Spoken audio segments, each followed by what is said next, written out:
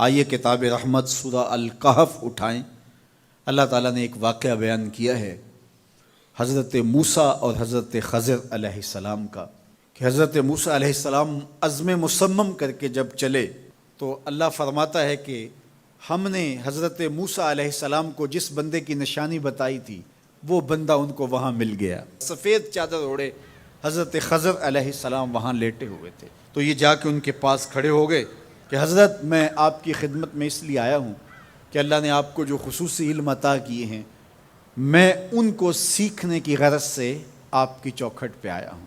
کہا تم میرے ساتھ صبر نہیں کر پاؤ گے، معاملے مشکل ہیں، سفر دشوار ہے، منزل کٹھن ہے، اور میرے معاملات ایسے ہیں کہ تم اعتراض کرو گے اس کے بغیر تم رہ نہیں سکتے۔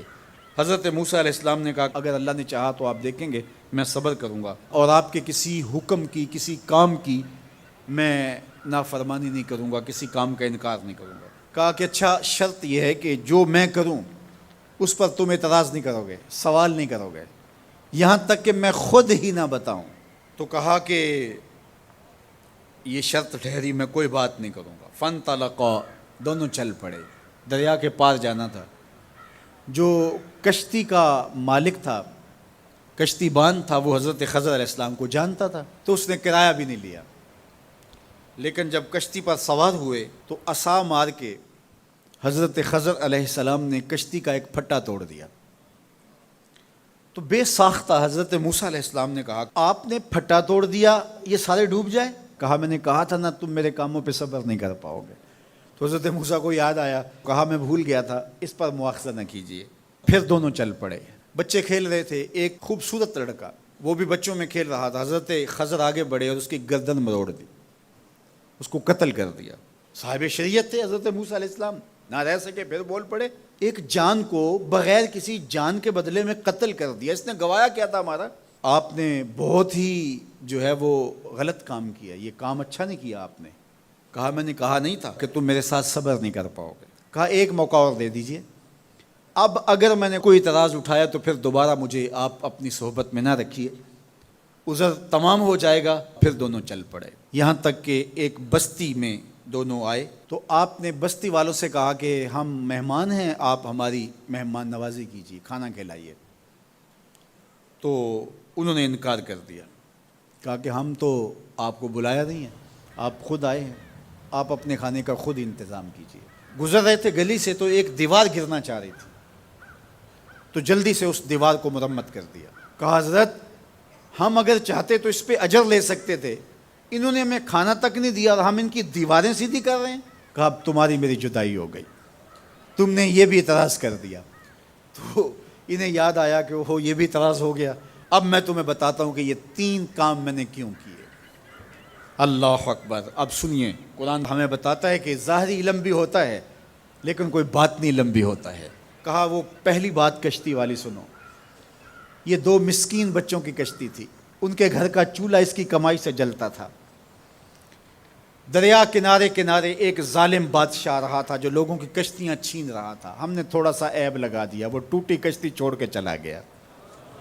اب وہ تھوڑے سے پیسے لگا کے کشتی مرمت کرا لیں گے، گھر کا چولہا جلتا رہے گا، بتاؤ اچھا کیا یا برا کیا؟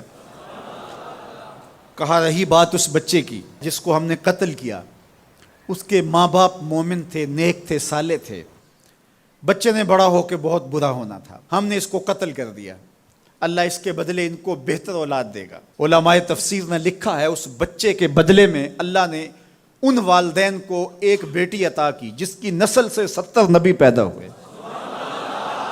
دیوار کی کہانی بھی سن لیجئے، یہ شہر کے 2 یتیم بچوں کی دیوار تھی اور اس کے نیچے ان کا خزانہ تھا اور ان کا باپ بڑا نیک تھا۔ خزانہ دیوار کے نیچے ہے، دیوار گرنا چاہ رہی ہے، کسی معمولی دھکے سے گر جاتی۔ 2 ہی صورتیں تھیں، یا وہ بچے خود اپنا خزانہ اٹھا لیتے یا لوگ اٹھا کے لے جاتے۔ لوگ اٹھا کے لے جاتے پھر بھی ہاتھ میں کچھ نہ آیا، اور اگر وہ خود اٹھا لیتے تو بچے ہیں، بچپنے کی وجہ سے وہ اس کو اڑا دیتے۔ تو ہم نے اس کے اوپر دیوار کھڑی کر دی، جب تک وہ اس قابل نہیں ہو جاتے کہ یہ خزانہ نکال کے اس کو صحیح مصرف پہ لگا سکیں، اتنی دیر تک دیوار گرے گی نہیں۔